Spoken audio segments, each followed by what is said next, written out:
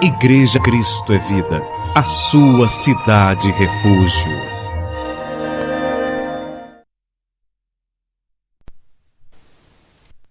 Vamos receber o alimento sólido para o nosso espírito. Porque sem o alimento sólido, o espírito fica fraco, né? Vamos abrir lá em Efésios, capítulo 4, versículo 17.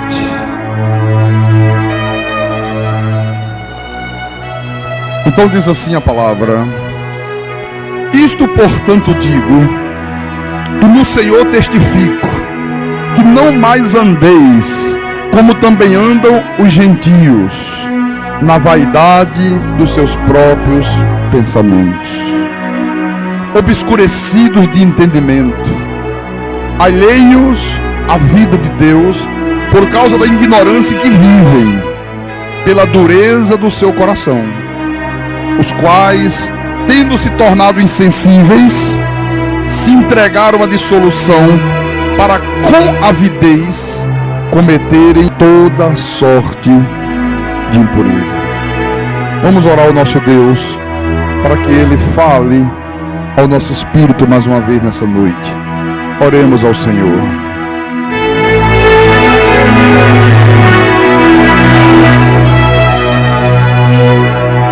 Senhor Jesus Cristo, Deus bom, Deus justo, Deus misericordioso, de infinita bondade e misericórdia, nós estamos aqui mais uma vez reunidos no Teu santuário. Estamos, Senhor, guardando o domingo, que é o dia do Senhor.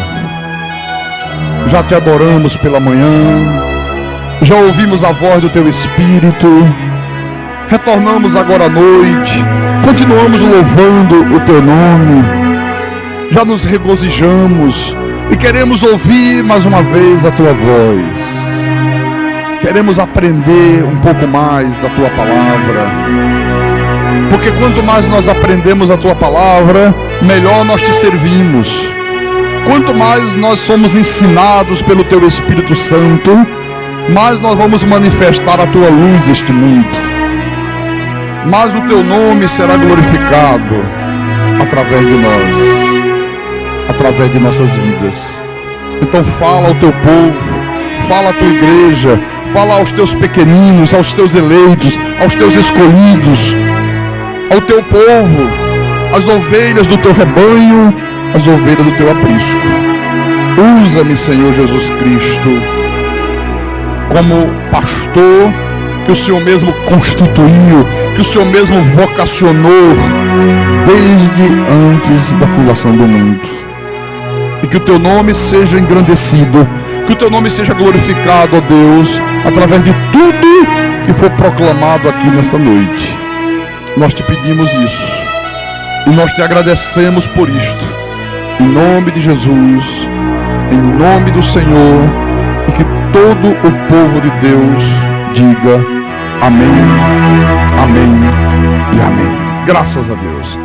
Meus irmãos, Igreja Santa do Senhor Jesus Cristo, nós já temos visto ao longo desses cultos, e esse já é o 8º culto que o pastor está falando sobre esse tema, os filhos da desobediência, que o objetivo do apóstolo São Paulo, ao escrever essa epístola aqui para a igreja dos Efésios, para a igreja cristã, era ensinar ao povo de Deus que uma vez que Deus iluminou os nossos olhos, uma vez que Deus nos deu vida, uma vez que Deus nos regenerou, uma vez que Ele nos fez novas criaturas, nós não podemos, hipótese alguma, continuar vivendo da mesma maneira, da mesma forma que vivem as pessoas que ainda estão mortas em delitos e pecados lá fora.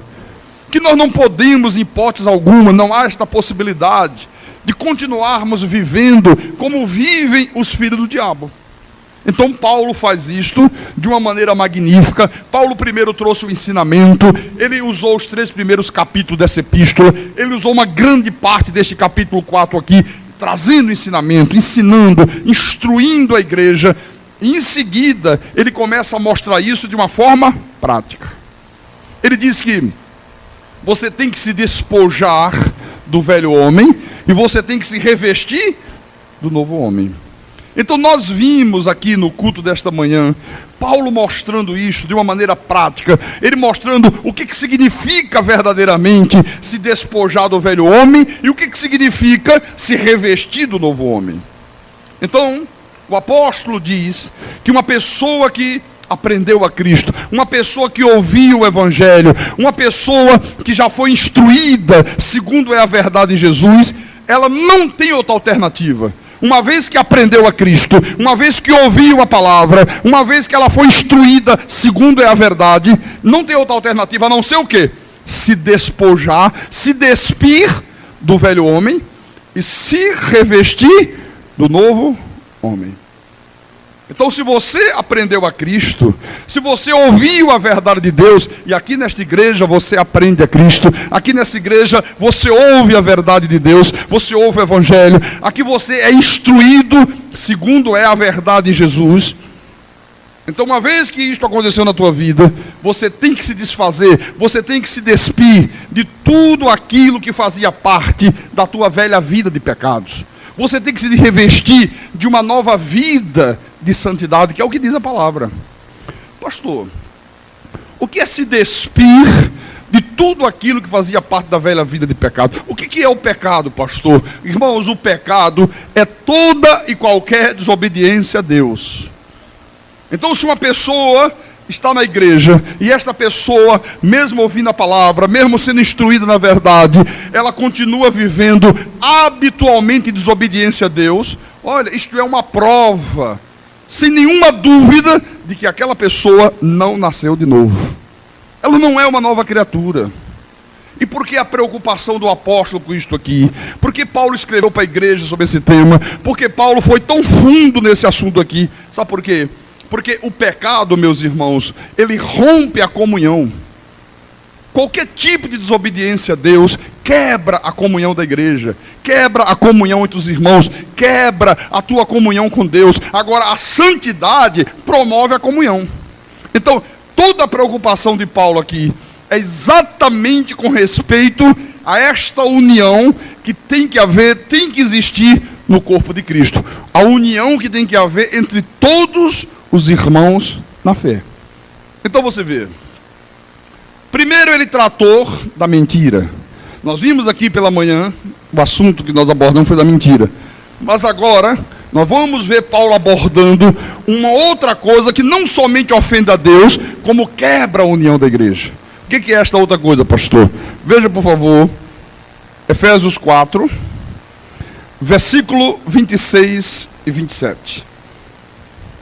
Então ele diz assim: irai-vos e não pequeis, não se ponha ao sol sobre a vossa ira, nem deis lugar ao diabo. Então, o que significa essa exortação aqui? Irai-vos e não pequeis. Você sabe, poucas pessoas compreendem isto aqui, mas nós precisamos entender profundamente o sentido disto aqui. Observe, por favor, que o apóstolo começa a sua exortação dizendo: irai-vos. Ele está dizendo: te ire. Então, a primeira coisa que eu quero dizer para você é que existe um certo tipo de ira que é aceitável por Deus, que é de Deus. É uma ira santa, não é uma ira pecaminosa. Há um certo tipo de ira, sabe, que tem que fazer parte da nossa vida. E esta ira santa, ela foi colocada pelo próprio Deus em cada um de nós. Na verdade, é um dos instintos naturais do homem. Mas ela não é pecaminosa.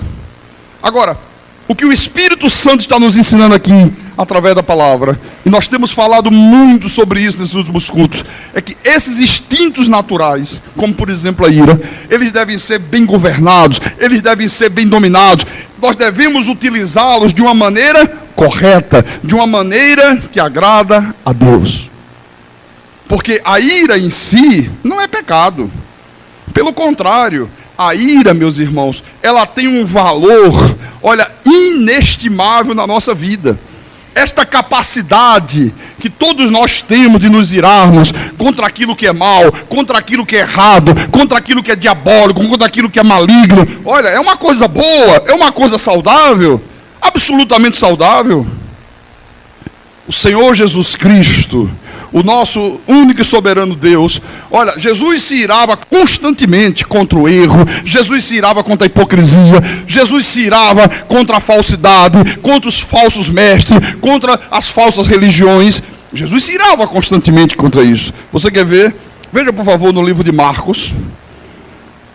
Vamos conferir isso na Bíblia, para que você entenda, por gentileza, a importância disso. Então, Marcos capítulo 3, versículo 1 em diante. Olha um episódio aqui que vai mostrar. Diz assim: de novo, entrou Jesus na sinagoga. Estava ali um homem que tinha ressequida uma das mãos. Estavam observando a Jesus, para ver se o curaria em dia de sábado, a fim de o acusarem. E disse Jesus ao homem da mão ressequida: vem para o meio. Então lhes perguntou. Jesus perguntou àqueles que estavam lhe espionando, sabe, os judeus. Eles não estavam preocupados com as coisas boas que Jesus fazia. Eles queriam ver se Jesus cometia alguma coisa que, na opinião dele, fosse contrária à lei, para que eles tivessem do que acusar o Senhor. Então, queremos ver se esse homem vai fazer o bem a alguém num dia de sábado, porque o fanatismo religioso dos judeus era tamanho, sabe, e até os dias de hoje, que eles guardavam sábado e chegavam aos extremos de, num dia de sábado, não poder nem estender a mão para uma pessoa caída. Nós temos até hoje os adventistas, né, que fazem a mesma coisa. Então, quando Jesus percebeu isso, chamou o homem que tinha uma das mãos ressequida e perguntou àquela turma lá: é lícito nos sábados fazer o bem ou fazer o mal? Salvar a vida ou tirá-la? Mas eles ficaram em silêncio, olhando ao redor, indignado, olha só, indignado, irado, e com a dureza do seu coração, disse ao homem: estende a mão. Estendeu-a e a mão lhe foi restaurada. Retirando-se os fariseus, conspiravam logo com os herodianos contra ele, em como lhe tirariam a vida. Quer dizer, diante daquela situação, diante daquela maneira hipócrita de proceder os judeus, Jesus olhou para ele, olhou para os fariseus com ira, indignado. Jesus estava profundamente irado, com a dureza do coração dele. Como é que vocês têm coração tão duro? Como é que vocês têm coração tão de pedra que não conseguem fazer o bem no dia de sábado? E vivem aí fanatizados pela letra da lei. Depois em Mateus, capítulo 23, versículo 27. O Senhor diz assim: ai de vós, escribas e fariseus hipócritas, porque sois semelhantes aos sepulcros caiados, que por fora se mostram belos, mas interiormente estão cheios de ossos de mortos e de toda imundícia.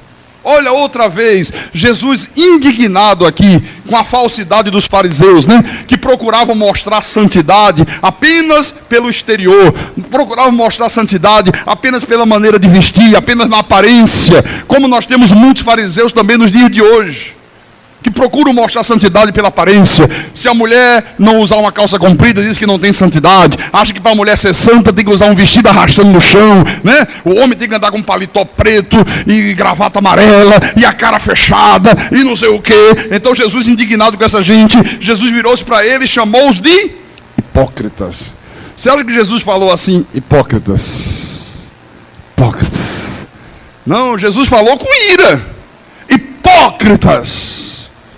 Vocês são semelhantes aos sepulcros caiados dos cemitérios, que por fora se mostram lindos, alguns são feitos de mármore, outros são pintadinhos de branco de cal, mas quando você abre, dentro estão cheios de imundícia, estão cheios de ossos de mortos. Jesus disse: assim são vocês. Olha, estava profundamente irado. Você lembra quando, uma certa ocasião, Jesus expulsou os vendilhões do templo?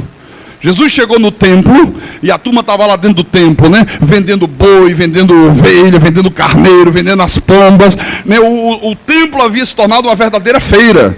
os cambistas lá dentro. Quando ele chegou que viu aquilo, ele fez uma zorrague de corda e saiu dando cordada em todo mundo. Saiam daqui, vocês estão fazendo a casa de meu pai de comércio, bando de ladrões. E saiu derrubando as bancas, derrubou o dinheiro dos cambistas, e os animais saíram correndo, e ele limpou o templo daquela gente. Uma atitude de ira santa. Então, irmãos, a verdade é que nós que somos de Deus devemos sempre nos irarmos contra o pecado. Por isso que o apóstolo diz: irai-vos, irai-vos. Ele está mandando você se irar. Na verdade, Paulo está repetindo aqui o que Deus já tinha falado lá no Velho Testamento através do salmista. Você quer ver uma coisa? Isso não é coisa nova, não. Abra no livro de Salmos. Vamos ao livro de Salmos. Salmo 97. Salmo 97. Versículo 10. Veja o que diz aqui, na primeira parte do versículo. Vós que amais o Senhor. Quem é que ama o Senhor aqui na igreja? Diga amém. Amém. Mas você ama mesmo o Senhor? Então olha o que Deus está falando com você. Detestai o mal. Vós que amas o Senhor, que amais o Senhor, detestai o mal. Então, se você ama realmente a Deus, irmão, você tem que odiar o mal. Olha, uma das características dos filhos do diabo é que eles se tornaram tão insensíveis, eles se tornaram pessoas tão sem sentimentos, que eles não conseguem se indignar, eles não conseguem se irar contra aquilo que é mal. Eles não conseguem fazer isso aqui. Agora o Filho de Deus, ele tem que se irar, ele tem que se levantar, ele tem que se dignar, sabe? Contra tudo aquilo que é mal neste mundo, contra tudo aquilo que é diabólico. Você tem que se irar contra a imoralidade, contra a indecência. Você tem que demonstrar a tua indignação contra a desonestidade que impera neste mundo, contra as impurezas que tomam conta da sociedade. Você tem que se indignar contra os falsos pastores, contra as falsas igrejas. Olha, irmãos amados, eu vou dizer uma coisa para você. Eu creio que mais do que nunca o povo de Deus está necessitando de ser exortado contra isso aqui. Irai-vos, irai-vos. Será que uma das maiores tragédias do mundo moderno não é exatamente a falta de indignação? Será que o que mais está faltando hoje no mundo não é exatamente a falta de ira contra as coisas malignas que estão acontecendo aí em todo o quadrante da terra? Será, meus irmãos, que a começar pela igreja de Jesus, não está havendo uma tendência terrível de ser complacente, sabe? De desculpar tudo, de ficar indiferente às coisas que estão acontecendo aí fora? Você não percebe essa tendência? Fica todo mundo na sua, ninguém se indigna, ninguém se ira, ninguém levanta a voz, ninguém protesta, sabe? Todo mundo é complacente com o erro, todo mundo fica indiferente às coisas. Você vê aí a televisão fazendo apologia ao homossexualismo, fazendo apologia ao lesbianismo, a depravação está correndo solta. Olha, você não vê protesto algum contra isso. A sociedade fica complacente, fica indiferente. A igreja de Jesus, da mesma forma, da mesma maneira. Esta semana que passou, o nosso presidente, Fernando Henrique Cardoso, num discurso feito lá em Brasília, ele apoiou oficialmente o casamento entre pessoas do mesmo sexo.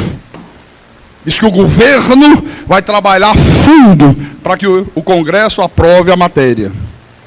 E na hora que ele estava discursando, então um gayzinho que estava lá na plateia furou a segurança e levou a bandeira do movimento gay, entregou na mão do presidente, e o presidente ficou assim, fazendo assim com a bandeira dos gays. Sei não, hein?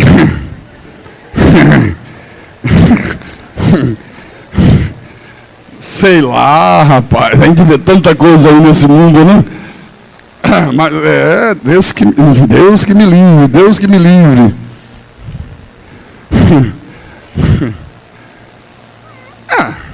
Quem imaginaria que aquele pediatra lá, um homem moral, respeitado na comunidade científica, fazia o que fazia com as crianças? Bom, A verdade, meus irmãos, é que ninguém protestou, todo mundo deu de ombros, sabe? Todo mundo ficou indiferente ao que o presidente fez. Então, parece que nós estamos vendo aí que o povo de Deus perdeu essa capacidade de se indignar, essa capacidade de se irar. Olha, Jesus se irava, meu irmão, toda vez que ele via a manifestação do mal. Jesus não deixava passar em branco. Então, você tem que se indignar contra a desonestidade dos políticos, você tem que se indignar contra a imoralidade, contra o grande comércio da fé, que é feito aí, que é manifestado aí em várias bandeiras denominacionais. Você tem que se indignar contra isso. Você não pode dar de ombros, você não pode ficar indiferente, você não pode dizer assim, problema deles lá. Cada um tem o seu método. Mas em compensação, eles estão fazendo alguma coisa boa? Absolutamente não. Tinha que haver uma indignação. Se Jesus hoje estivesse nesse mundo, ele certamente diria, ladrões. Chamaria de ladrões essa gente, como ele chamou os fariseus de hipócrita. Ele chamaria de ladrões, vocês roubam o meu povo, vocês enganam o meu povo com palavras fictícias. Agora, é muito importante você lembrar do segundo ponto que Paulo abordou. Volte lá. Vamos voltar lá na Epístola aos Efésios. Por favor. Efésios capítulo 4, versículo 26. Primeiro ele disse, irai-vos. Deu uma ordem, se ire, mostre indignação. Mas em seguida, ele disse, e não pequeis. Mandou irar, mas imediatamente ele disse agora, e não peque. Ou seja, eu não posso me irar de uma maneira pecaminosa. Eu não posso me irar, eu não posso me indignar e de repente sair ofendendo as pessoas, sabe? Sair xingando as pessoas, sair dando mãozada, batendo em todo mundo, não. Esse tipo de ira é pecado.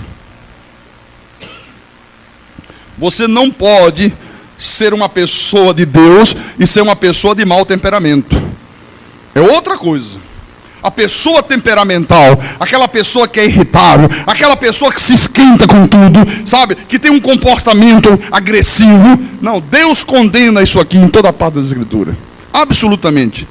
Porque às vezes a pessoa diz, não, pastor, olha, eu sou muito esquentado, pastor. Realmente, olha, eu me iro com tudo. Qualquer coisa me ferve o sangue. E quando eu me esquento, pastor, quando eu me iro, sai de baixo. Mas irmão, não pode ser assim. Não, mas é que eu nasci assim, pastor. Olha, desde que eu nasci, esse é o meu temperamento. Ah, é? Mas tem uma coisa que você precisa saber. Você é cristão. Você é verdadeiramente cristão. Você é um filho de Deus. Então eu quero comunicar a você que você nasceu de novo. Se você nasceu assim, isso foi o teu passado. Deus fez de você uma nova criatura. Então não venha com essa história, porque eu já nasci assim. Não, não use esse argumento, porque não tem respaldo bíblico. Às vezes eu fico pasmo, meus irmãos.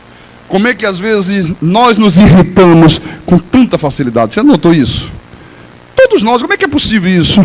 Às vezes você vê pessoas dentro da igreja que perdem as estribeiras por qualquer coisa, por qualquer bobagem. Às vezes ficam transtornadas, elas perdem o controle. E quando perdem o controle, não conseguem ouvir ninguém. E ficam fora de si. E não conseguem ouvir um conselho. Não conseguem ouvir uma demonstração. Olha, Deus condena esse tipo de comportamento em toda a palavra. O rosto fica pálido, o sangue some, o corpo fica tremendo. Você olha para os olhos da pessoa, parece que está saindo fogo, parece que está saindo faísca. A pessoa está ali ferva. Já viu pessoas assim? Já viu pessoas que ficam exatamente desta forma que eu estou falando? Pois isto é completamente errado. Isso é falta de controle. Esta pessoa está tendo um tipo de ira que Deus abomina. Ela está irando e está pecando. Não tem nada a ver com a ira que Paulo está falando. A ira de Deus, a ira que tem que existir em todos nós, é uma ira santa. Não é fruto do mau temperamento. Não, é uma ira que você produz, né, porque Deus colocou em você, por uma indignação contra aquilo que é mal, contra aquilo que é pecaminoso. Mas é uma ira que você tem absoluto controle sobre todos os teus sentimentos. Você está compreendendo a diferença entre uma coisa e outra? Não é ira porque a pessoa é esquentada. Não, nós não somos pessoas esquentadas. Nós somos pessoas de paz. Nós temos domínio próprio. Mas quando nós nos deparamos diante do erro, diante do que é mal, nós temos por obrigação de nos irarmos contra aquilo e demonstrarmos de uma maneira clara, forte, profunda a nossa indignação. Amém? Porque senão vira uma tragédia, como está o mundo hoje. Todo mundo fica complacente, todo mundo fica indiferente, deixa o circo pegar fogo, eu não tenho nada a ver com isso. Não, absolutamente não. Não, nós não somos pessoas assim. Olha, eu me iro contra aquilo que é mal, meu irmão. Mas a minha ira é sempre uma ira santa. Às vezes eu vejo uma pessoa fazer uma coisa errada na igreja, às vezes tomar uma atitude errada, fazer alguma coisa que não está de acordo, sabe? E quando é uma coisa que passou dos limites, eu me iro, eu falo alto, sabe? Eu repreendo, eu sou duro, mas eu não ofendo a pessoa, eu não maltrato, sabe? Eu não trato ela com desdém. Não, é uma ira santa. Eu acabei de mirar, acabei de repreender a pessoa, 2 minutos depois, para mim é como se tivesse acontecido nada. Sabe? Eu olho para a pessoa, parece que ela não fez nada, absolutamente nada. Não guardo ressentimento, não guardo mágoa, não fico pé, sabe? Não fico ali com aquela coisa. Não, absolutamente. Esta que é a ira que Paulo está recomendando. Irai-vos e não pequeis. Agora, depois ele diz aqui: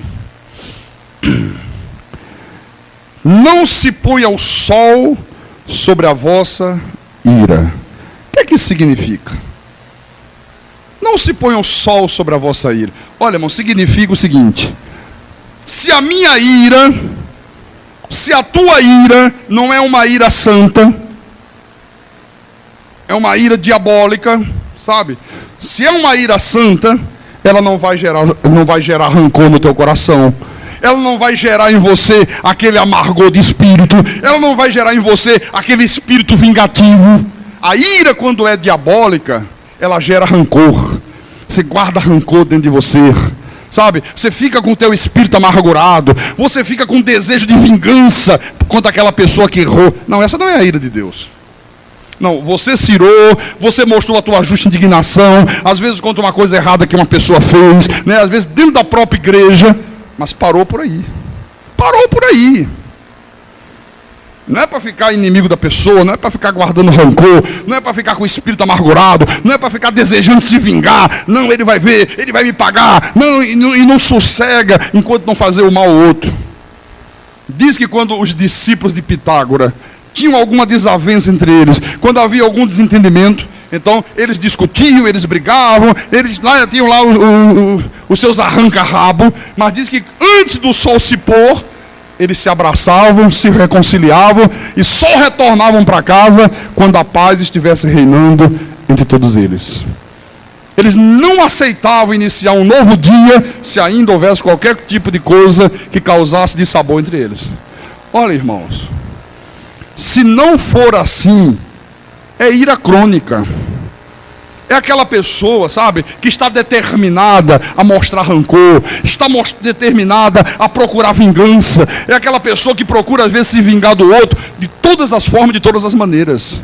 Se irou contra a irmã, aí a pessoa, sabe, uma ira diabólica, não é a ira de Deus. Às vezes tem até motivo justo para se irar. Às vezes a pessoa teve uma atitude indigna, não teve uma atitude correta, fez alguma coisa, às vezes até muito grave. Aí você demonstra indignação, demonstra ira. Parou por aí. Irou, repreendeu, exortou, sem ofender, sem maltratar, sem machucar a pessoa, sabe? Parou por aí. Mas se você não para por aí, se a ira gera rancor, se começa a desejar vingança, e às vezes nós vemos muito isso dentro da igreja. Às vezes qualquer bobagem de um irmão com outro, a gente percebe claramente que aquele que se sente ofendido fica querendo se vingar do outro. Às vezes quer se vingar, né? Quando passa pela outra pessoa, vira a cara. Ô irmão, você está com um problema? Não, já perdoei. Por que você vira a cara quando passa por ele? Não é por nada não, é porque, sabe?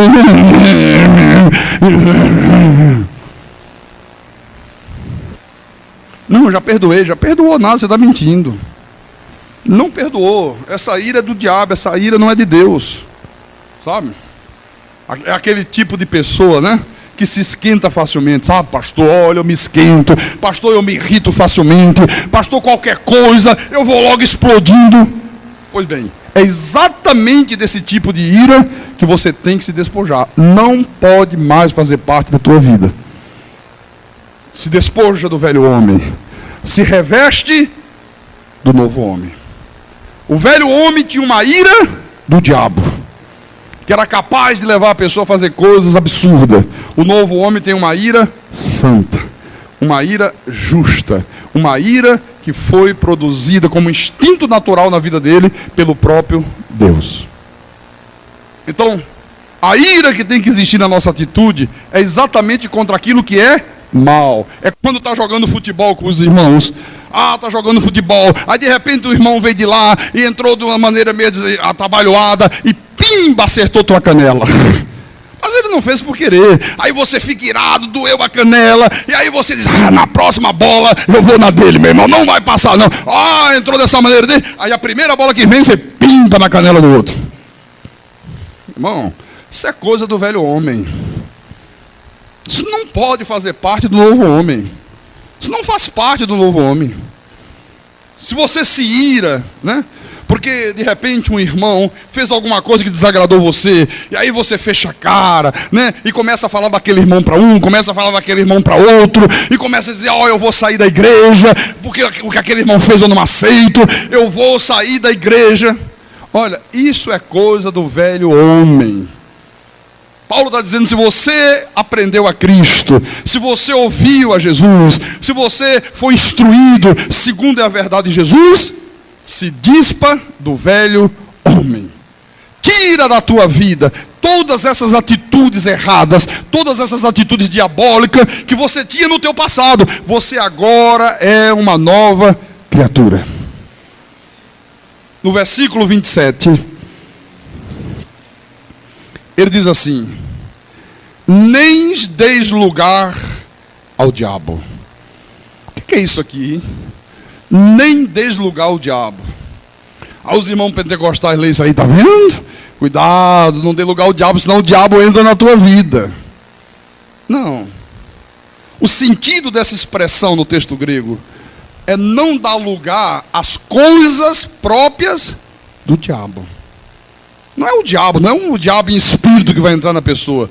Porque, olha, quando você perde o equilíbrio emocional, quando você se deixa dominar, sabe, por um mau temperamento, por um gênio explosivo, irmãos, você perde a capacidade de raciocinar, você perde a capacidade de pensar, você não consegue mais fazer um julgamento equilibrado das coisas.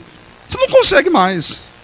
Uma pessoa temperamental, uma pessoa explosiva, uma pessoa que se descontrola, sabe, por qualquer motivo, por qualquer razão. Olha, naquele momento de explosão, naquele momento de temperamento, naquele momento de gênio, é como se a pessoa, naqueles minutos ali, se tornasse um animal selvagem.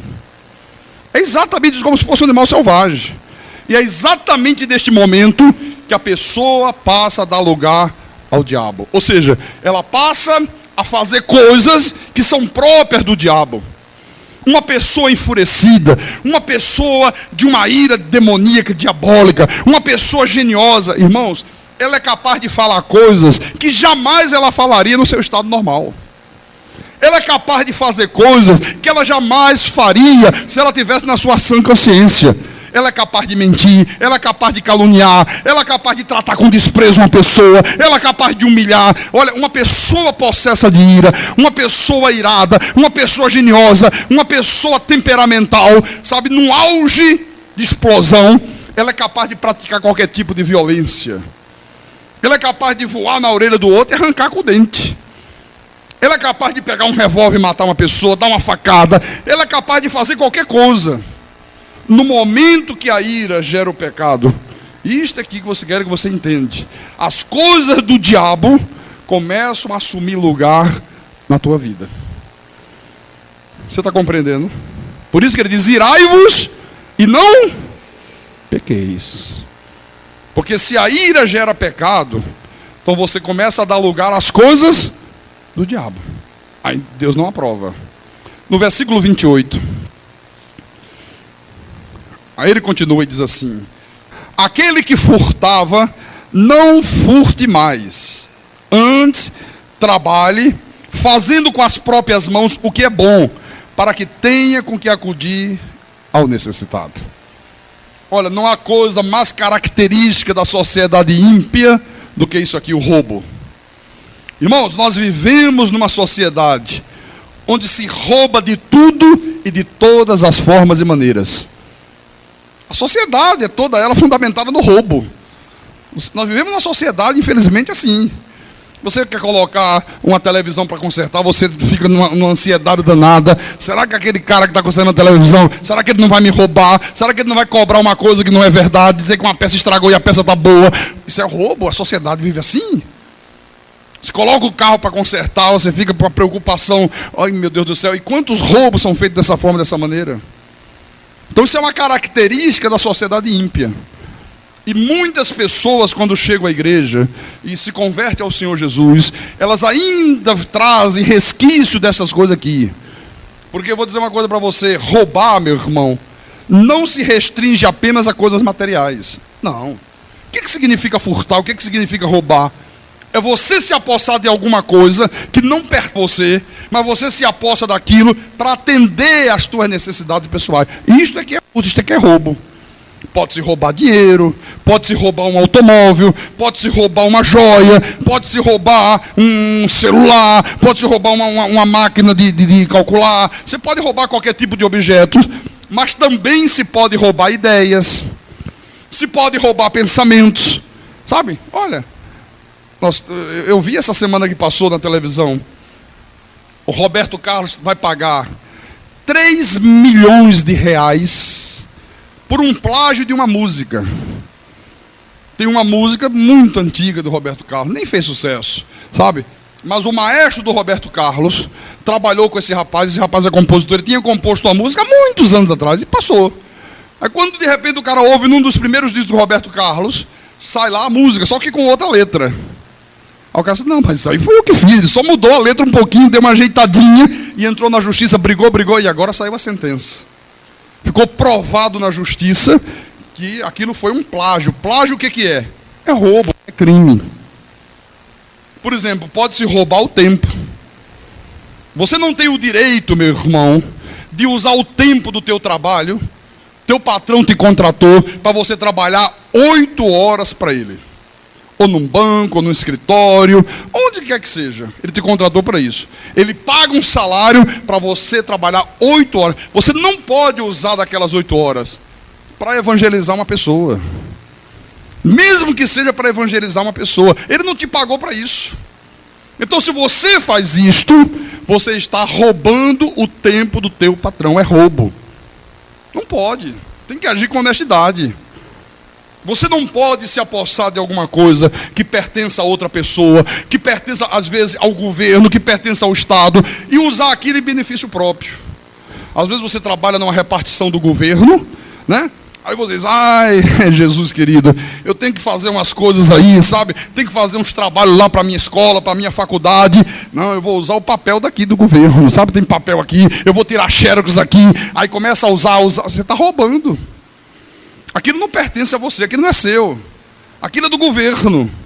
Aquilo não é para você usar em teu benefício próprio, teu benefício próprio pessoal. É roubo. Você vê quantas coisas às vezes a pessoa faz sem saber que está inserido nesse contexto aqui. Você comprar e não pagar é roubo. Como é que a pessoa vai comprar alguma coisa e não paga? Você roubou a outra. Claro. Houve uma crise, houve um problema, perdeu o emprego, poxa, não pôde pagar, é outra história. Mas assim que você se recompor, você vai lá e paga, honra o teu compromisso. Porque senão é roubo. Sonegar imposto de renda. Pessoa que é comerciante e sonega o ICM ou qualquer outro imposto. Irmãos, isto é roubo. Isto é roubo. Então ele diz: volta lá em Efésios. Aquele que furtava, não furte mais. Antes trabalhe, fazendo com as próprias mãos o que é bom. Olha, trabalhar com honestidade, com lisura, sabe? E a luta, não é querer receber as coisas com facilidade, não é querer, sabe, encontrar desvio por meio da desonestidade, como muitos fazem neste mundo aí. Senão trabalhe com as próprias mãos, fazendo o que é bom, para que tenha com que acudir o necessitado. Versículo 29. Não saia da vossa boca nenhuma palavra torpe, e sim unicamente a que for boa para edificação, conforme a necessidade, e assim transmita graça aos que ouvem. Quer dizer, não saia da tua boca, se você é filho de Deus, se você é um cristão, se você já foi regenerado, lavado, redimido, restaurado pelo Espírito Santo de Deus, irmãos, não saia da tua boca nenhuma palavra podre, nenhuma palavra indecente, nenhuma palavra imoral, nenhuma palavra imunda. A Bíblia diz, e sim, unicamente a que for boa para a edificação. Veja, por favor, o linguajar aí fora da sociedade ímpia. É um linguajar vulgar, né? É um linguajar impuro, é um linguajar grosseiro, é uma fala obscena, é uma fala imoral. Olha, isso está aí por toda parte, por todo lugar. E cada dia está se tornando pior. Você liga um rádio, você vê isso. Você está dentro de um trem, dentro de um metrô. Você está numa reunião social. Olha, observe o linguajar das pessoas. Cheio de gírias, cheio de coisas imundas. E de cada 10 palavras, 11 são palavrões. Piadas indecentes, coisas que não tem nada a ver com a história. É este o linguajar dos ímpios lá fora. Paulo disse, olha, não pode sair da tua boca o mesmo tipo de palavra que sai da boca dos ímpios. É isso que ele está dizendo aqui. Meu irmão, por favor, leve isto aqui a sério. A tua palavra sempre deve ser boa para edificação. Não é que você vai ficar o tempo todo falando da Bíblia. Oh, pastor, está vendo? Então eu só posso falar de Deus, só posso falar de Jesus, eu só posso falar da Bíblia. Não. Isso aí é fanatismo. Mesmo quando você estiver falando sobre outros assuntos, qualquer assunto, sabe, está falando sobre política, está falando sobre futebol, a tua palavra tem que ser boa, tem que ser sadia, sabe? Você tem que aproveitar aquele assunto ali e falar alguma coisa que sirva para a edificação. Eu aproveito qualquer assunto.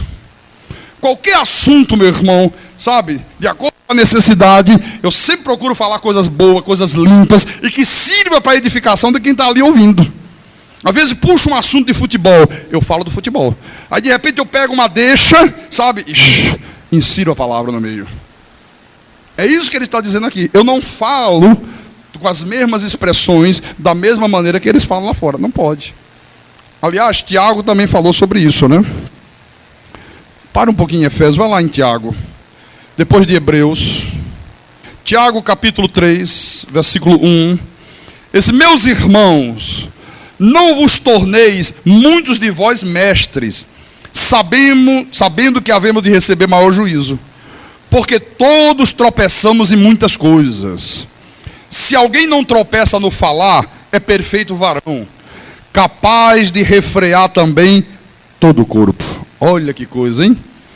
Se você não tropeça na fala, se você consegue ter um falar sadio, puro, santo, você é capaz de refrear todo o teu corpo. Todo o teu corpo. Ora, versículo 3. Se pomos freio na boca dos cavalos para nos obedecerem, também lhes dirigimos o corpo inteiro. Observai igualmente os navios, que sendo tão grandes e batidos de rijos ventos, por um pequeníssimo leme são dirigidos para onde queira o impulso do timoneiro. Assim também a língua, pequeno órgão, se gaba de grandes coisas. Vede como uma fagulha põe em brasas tão grande selva. Ora, a língua é fogo, é mundo de iniquidade. A língua está situada entre os membros de nosso corpo e contamina o corpo inteiro. E não só põe em chamas toda a carreira da existência humana, como também é posta ela mesma em chama pelo inferno. Pois toda espécie de feras, de aves, de répteis e de seres marinhos se doma e tem sido domada pelo gênero humano. A língua, porém, nem um dos homens é capaz de domar. É mal incontido, carregado de veneno mortífero. Com ela bendizemos ao Senhor e Pai. Também com ela amaldiçoamos os homens, feitos à semelhança de Deus. De uma só boca procede bênção e maldição. Aí ele diz assim: meus irmãos, não é conveniente que estas coisas sejam assim. Acaso pode a fonte jorrar do mesmo lugar o que é doce e o que é amargoso? Acaso, meus irmãos, pode a figueira produzir azeitonas ou a videira produzir figos? Tampouco fonte de água salgada pode dar água doce. Ele está dizendo: olha, isto lá fora no mundo é dessa maneira aqui, mas não é admissível entre as pessoas de Deus. Ele está dizendo: se você é de Deus, não pode da mesma fonte, da mesma boca, sair água doce e água salgada. Não pode com a mesma boca que você abençoa o irmão, daqui a pouco você amaldiçoa o irmão. Que história é essa? Como é possível isso? Isso não pode, não pode, não pode. Quer dizer, não pode uma azeitona, né, produzir jaca. Não, a azeitona vai produzir azeitona. Não pode uma mangueira produzir bananas. Então, se você é mangueira, você só pode produzir manga. Se você é filho de Deus, você só pode produzir palavras de Deus. O fruto do Espírito Santo do Senhor. Aleluia. Jesus também falou alguma coisa em Lucas. Mateus, Marcos, Lucas. Lucas capítulo 6, versículo 45. O Senhor disse assim: o homem bom, olha, o homem bom, do bom tesouro do coração tira o bem. E o mal, o homem mau, do mau tesouro tira o mal. Porque a boca fala do que está cheio o coração. Quer dizer, se você é homem bom, o que vai sair da tua boca? Coisas boas. Se sair coisas más, você é um homem mau. Olha, a maneira de falar, sabe? O falar, irmãos, é uma das maneiras de você distinguir o que é joio, o que é trigo. O que é a pessoa regenerada, o que é uma pessoa regenerada. Eu começo a conversar com uma pessoa, sabe? E eu converso. Por isso que eu gosto de conviver com pessoas. Que às vezes você conversa muito pouco e você não consegue distinguir. Mas se você vai convivendo, vai conversando, olha, você vai perceber se aquele homem, se aquela mulher é realmente uma pessoa regenerada ou se ela não é regenerada. Ela se trai pelo falar. Uma pessoa que não é regenerada, ela pode ter Bíblia, ela pode não faltar cultos, ela pode cantar, ela pode louvar, ela pode dar dízimo, ela pode fazer o que quiser. Mas na hora que ela começa a falar, chega um momento que ela se trai. Aí, ó, do mau tesouro, ela tirou coisas, mas a palavra trai a pessoa. Aí você, opa, meu irmão. Às vezes eu converso com a pessoa, às vezes uma frase que a pessoa diz, eu digo, meu irmão. Eu chego assim de um calafrio, eu digo, não pode. Uma pessoa de Deus não fala isso que essa pessoa pensou. Esse pensamento que ela traduziu em palavras, isso não é de Deus. Essa pessoa não tem coisas boas no coração dela. Ela está com o coração cheio de coisas más. E eu já fico com os dois pés para trás. Não boto um só, não. Eu fico com os dois pés atrás contra aquela pessoa. Volte lá, em Efésios, capítulo 4, versículo 30. O apóstolo continua. E não entristeçais o Espírito de Deus, no qual fostes selados para o dia da redenção. Pastor, quando é que uma pessoa de Deus, quando é que uma pessoa que foi selada pelo Espírito Santo, quando é que ela pode entristecer o próprio Deus? Olha, irmão, Paulo está ensinando aqui que quando você erra em qualquer área ou em qualquer circunstância da tua vida, você está ofendendo ao Espírito Santo de Deus. Você pode ofender a Deus, você pode entristecer o Espírito Santo através de atitudes, através de pensamentos, através de palavras malignas. Tudo isso entristece o Espírito Santo. A pessoa diz assim: eu estou cansado hoje, não vou para a igreja hoje. Falou uma coisa e tomou uma atitude que entristeceu o Espírito Santo de Deus. Paulo dizendo: não entristeçais o Espírito Santo. Não entristeça. Se você fala palavras torpes, sabe, se você tem um linguajar injurioso, se você tem um modo de falar impuro, sabe, você está entristecendo o Espírito Santo. Então, por isso que é importante o conhecimento. Aí fora não se tem conhecimento disto. Você vê pessoas que são de Deus, mas que tem um falar injurioso, que tem um tipo de comportamento completamente contrário à Bíblia, e às vezes vocês, ai meu Deus do céu, por que nós temos pessoas aqui na igreja que já deram testemunho, já disseram: pastor, antes de eu chegar aqui, pastor, o meu comportamento era assim, assim, assim, assado. Depois que eu aprendi, depois que eu comecei a ser ensinado, a ser instruído, segundo a verdade de Jesus, a minha vida mudou da água para o vinho. A importância do conhecimento. Amém? Versículo 31, o apóstolo diz: olha coisas que ainda ofendem o Espírito Santo. Ele já tinha falado um pouco antes, né? A mentira, a ira pecaminosa, né?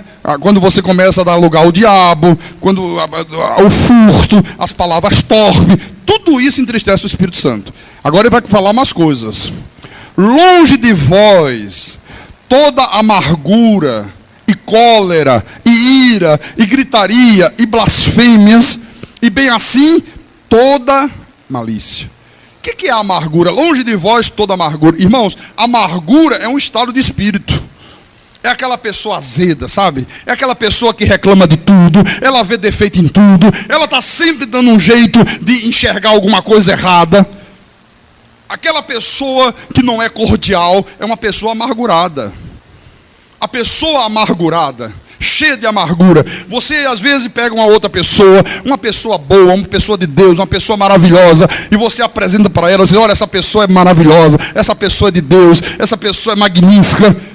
E ela começa a olhar para aquela pessoa, e às vezes a pessoa tem 1% de defeito, 99% de virtudes. Ela não olha para os 99% de virtude, ela só enxerga 1% de defeito.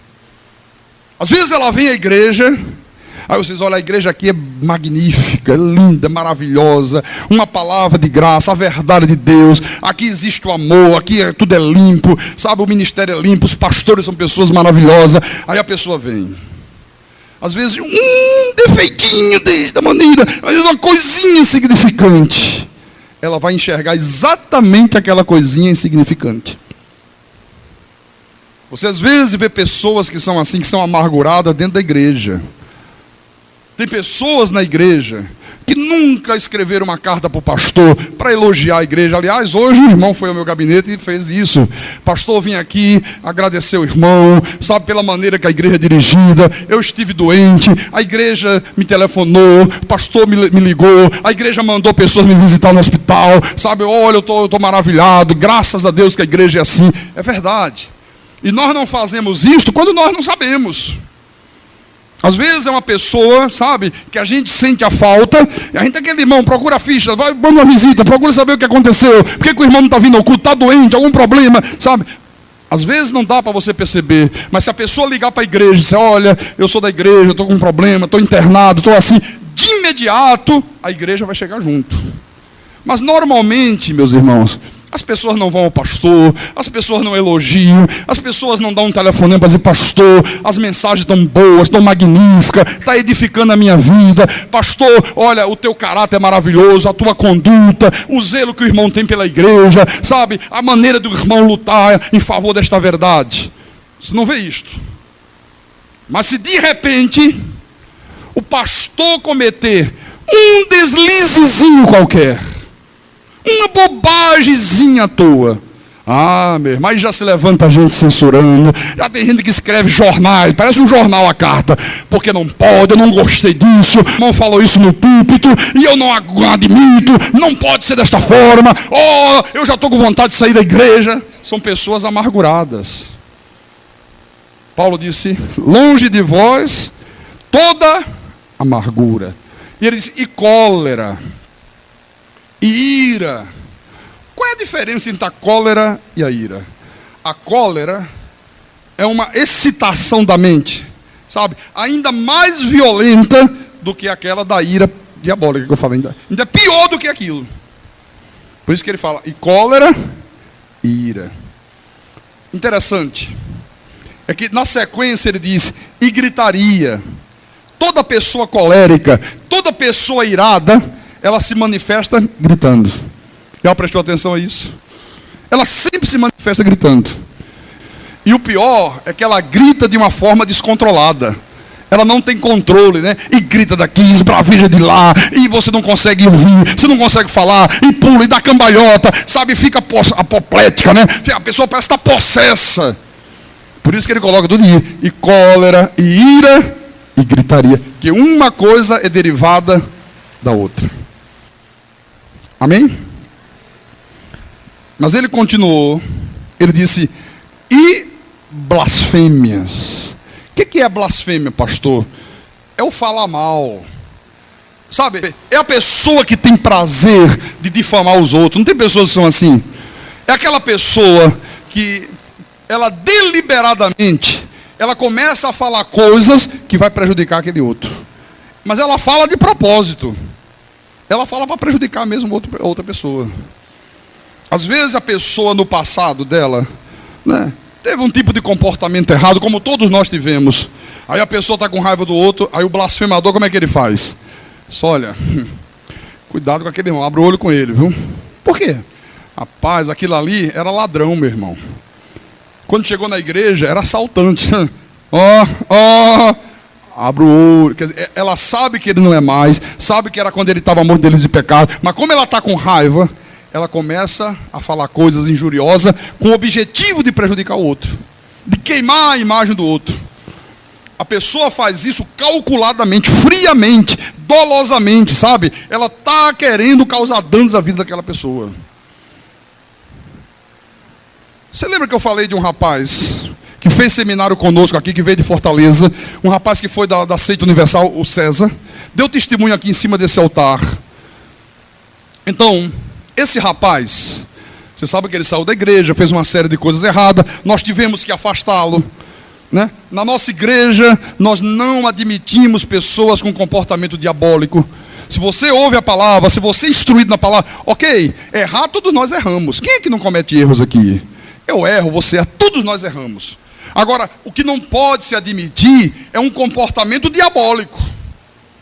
Você vê que a pessoa tem uma natureza diabólica. Você vê que a pessoa habitualmente, sabe, tem um procedimento do diabo. Aí nós não admitimos. Fingimento, dissimulação, mentira, hipocrisia, sabe, tudo é com fingimento, tudo é com dissimulação, tudo é com engano. Aí você diz, opa, alto lá, isso aí é do diabo. Aí nós intervimos e afastamos. Aí afastamos esse rapaz. Aí ele entrou na justiça lá em Fortaleza, na justiça do trabalho, perdeu a causa.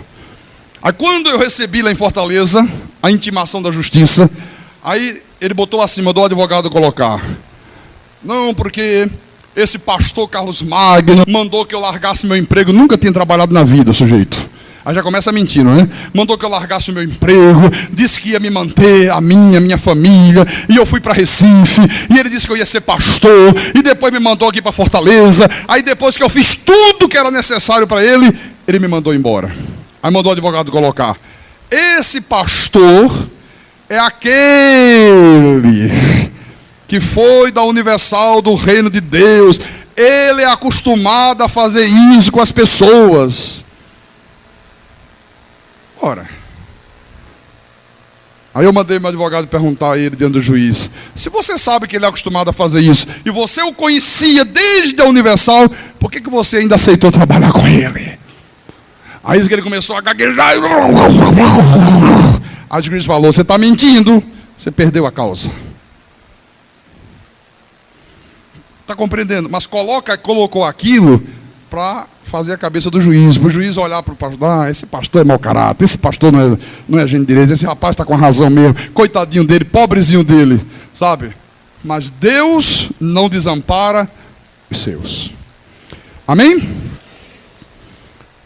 Aliás, é sempre assim, você já observou? Toda pessoa que erra na igreja e sai da igreja é santo. Já notou isso? Que coisa impressionante.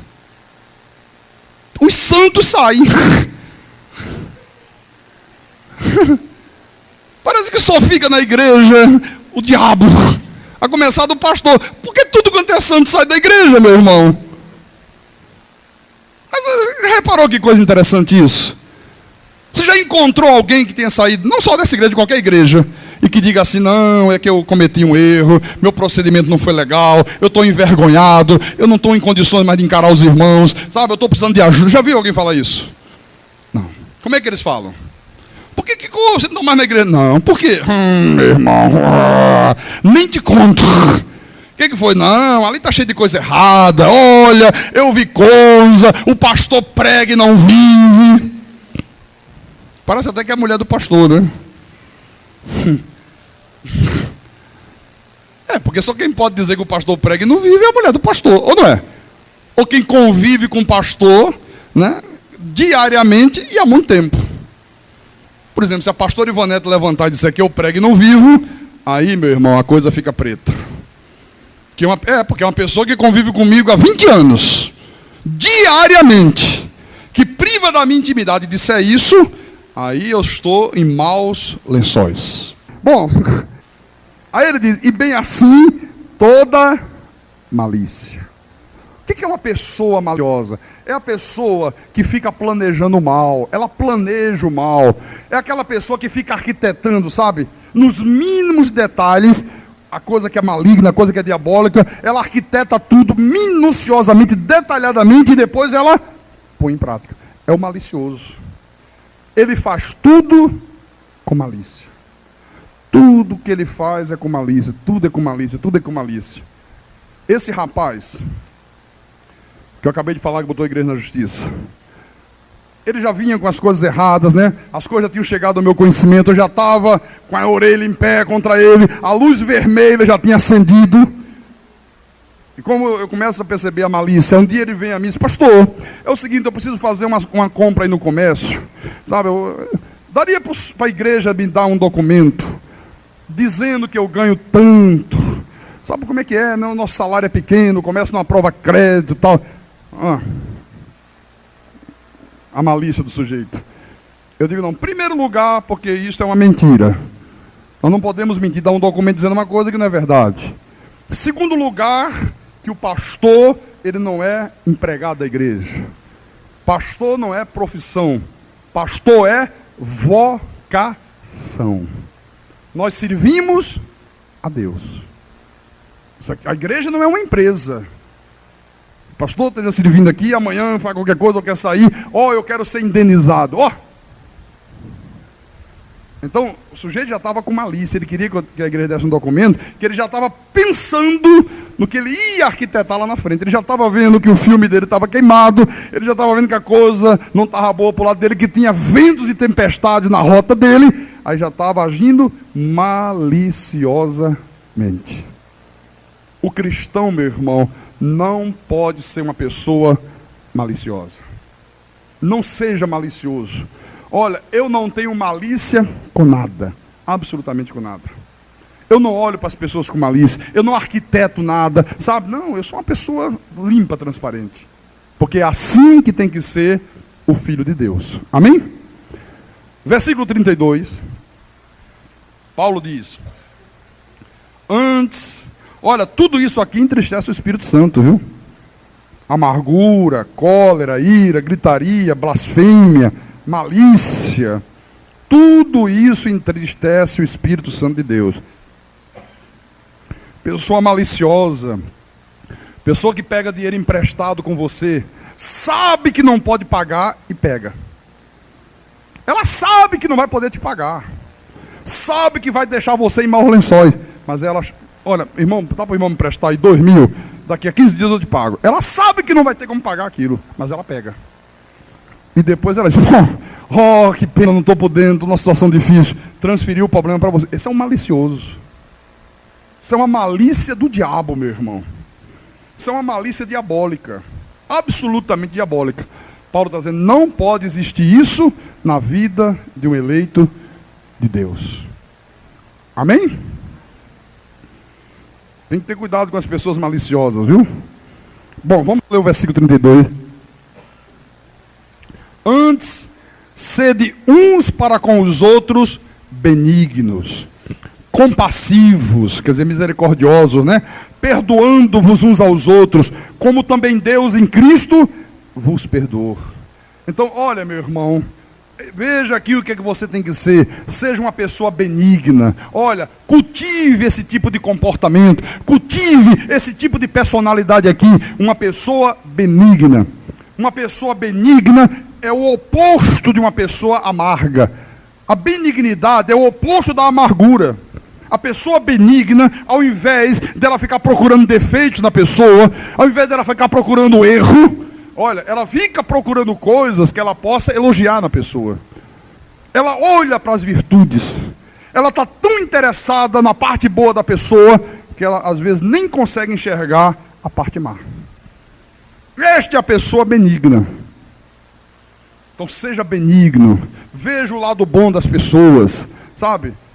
Não fica, às vezes a pessoa é 99% de coisas boas, 1% só de coisa que não é boa. Olhe para os 99%, sabe? Se você olhar para os 99%, aqueles 99% vai sufocar aquele 1% que não está legal. Então esta é a pessoa benigna. Seja uma pessoa compassiva, seja uma pessoa misericordiosa, seja uma pessoa afetiva. Não seja uma pessoa indiferente aos problemas dos outros. Não seja indiferente ao drama que o teu irmão está vivendo. Não seja indiferente ao problema que a igreja vive, ao problema do teu pastor. Você tem que ter uma empatia pelas outras pessoas. Esta é a pessoa compassiva, esta é a pessoa misericordiosa.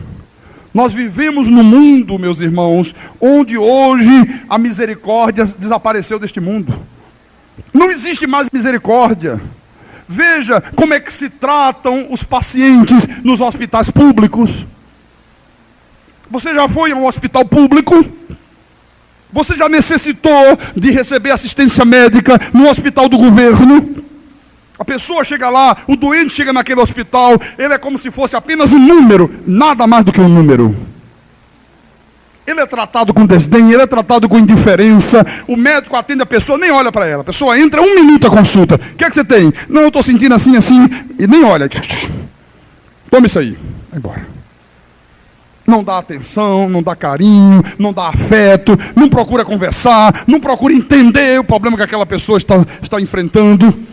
Às vezes, o sintoma de doença que a pessoa tem um fundo psicossomático. Às vezes a pessoa está apresentando um sintoma, uma dor, e aquilo tem um fundo emocional. Era dever do médico conversar com a pessoa, entender o problema da pessoa, ver o que está ocorrendo com ela, o que ela está enfrentando na vida, quais são os seus dramas, quais são os seus problemas. Talvez só em fazer isto, ele já identificasse a causa da doença. Mas não acontece isso, não há misericórdia. É por isso que a vida, meus irmãos, tem se tornado cada dia mais dura. Veja que as profissões hoje, todas elas, passou para as pessoas a ser apenas e tão somente um meio de fazer dinheiro. Ou, antigamente, quando a pessoa dizia, eu quero fazer medicina, eu tenho vocação pela medicina, eu gosto da medicina, eu gosto de tratar das pessoas, eu gosto de acudir o doente. Ela fazia aquilo por uma vocação.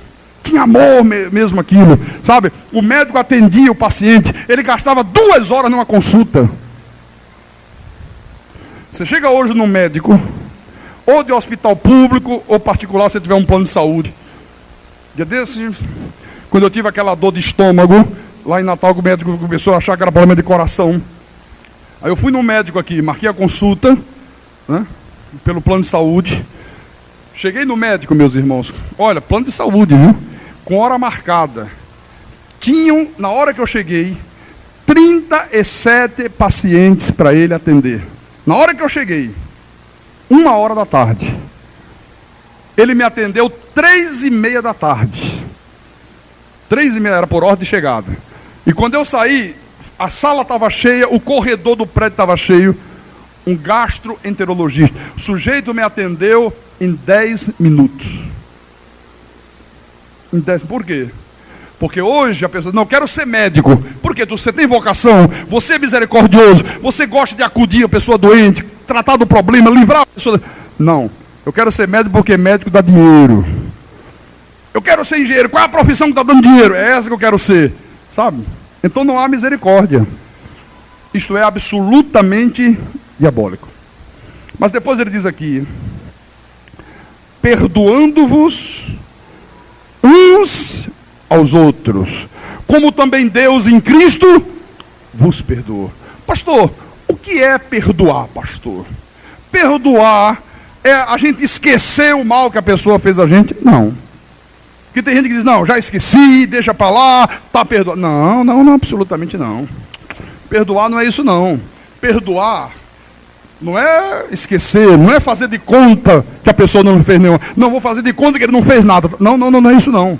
Perdoar é exatamente você perceber o mal que aquela pessoa te fez. Você percebe claramente, você vai até as profundezas do mal que ela te fez, mas mesmo assim você é capaz de perdoar aquela pessoa. Você perdoa aquela pessoa. Olha, só o Filho de Deus, só o cristão pode fazer isso. O cristão é benigno, o cristão é misericordioso, o cristão, ele tem um coração mole que nem manteiga, meu irmão. A pessoa lhe ofende, mas ele olha para a ofensa da pessoa com olhos cristãos. Se é um irmão, ele diz, olha, algum problema está havendo com esse irmão. Por que esse irmão agiu assim? Por que ele teve esse tipo de comportamento? Tem alguma coisa errada? Será que não está enfrentando algum problema? Tem alguma coisa que está desequilibrando esta pessoa? Se é uma pessoa ímpia, ele diz, coitado, ele está morto em delito e pecado. Talvez seja até um filho do diabo. Isso é natural dele agir desta forma. Eu também um dia já fui que nem ele. Aí ele consegue perdoar. Aí consegue perdoar a pessoa completamente. Não guarda rancor, não guarda mágoa, não fica, sabe, com coisas, prevenção contra o outro. Senão não é perdão. Aliás, você sabe o que é que Jesus falou? Lucas capítulo 6. Lucas capítulo 6, versículo 35 e 36, para a gente terminar a mensagem. Presta atenção, que palavras profundas. Preste atenção, povo da graça de Deus. Tem muita gente aqui na igreja precisando ouvir isto aqui. Amai, porém, os vossos inimigos. Hã? Pastor, amar o meu inimigo? Exatamente. Amai, porém, os vossos inimigos. Fazei o bem e emprestai sem esperar nenhuma paga.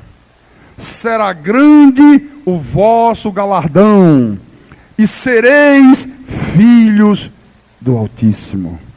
Pois ele é benigno até para os ingratos e maus. Irmãos, o nosso Deus, ele é benigno até para os ingratos e maus. Se Deus não fosse benigno até para com os filhos do diabo, eles não existiriam nesta terra. Amai os vossos inimigos. Sede misericordiosos, como também é misericordioso o vosso Pai. Então, se você quer ser semelhante a Jesus, se você quer ser verdadeiramente filho de Deus, se você quer provar que você é filho do Deus Altíssimo, olha, seja benigno até para com os ingratos e maus. Ah, mas fulano ali é mau, errado. Todos aqui na igreja que já fizeram coisas horríveis, né? Uma vez uma dessas pessoas voltou para a igreja, ela tinha me caluniado, ela tinha me denegrido, e quando a pessoa voltou para a igreja, veio me pedir perdão, e teve gente que foi no meu gabinete, pastor, eu se fosse o senhor não perdoava, eu se fosse o senhor não dava chance, eu se fosse o senhor nem recebia esse indivíduo aqui. Eu digo, se você fosse eu, mas acontece que você não é eu sou eu. Eu sou filho do Deus Altíssimo. Eu vivo a palavra. Eu tenho que ser benigno até com os injustos e mal, até com os ingratos. Foi um ingrato, esteve aqui, aprendeu, saiu, falou mal, esculhambou, me denegriu, voltou, pediu. Mas ele vai aprontar. Problema dele. O meu problema é viver a palavra de Deus. O meu problema é ser misericordioso, como também Deus é misericordioso. Aprontou depois de novo. O que nós podemos fazer? Então, porque a pessoa faz isso, eu não vou viver a palavra, eu vou viver a palavra. Se aprontar, problema dela com Deus. Mas eu tenho que estar em paz comigo mesmo, com a minha consciência e com o Deus a quem eu sirvo. Amém? Então, é isto que o apóstolo está dizendo aqui. Não pode fazer parte da tua vida essas coisas. Tem que fazer parte da tua vida isto aqui que ele falou no final. Se você apresentar esse fruto, você é filho do Deus Altíssimo. Quem tem ouvidos, ouça o que o Espírito falou com a igreja nessa noite. Em nome do Senhor Jesus Cristo. Em nome do Deus eterno, do Deus Todo-Poderoso. Aleluia. Graças a Deus. Louvado seja o nome de Jesus.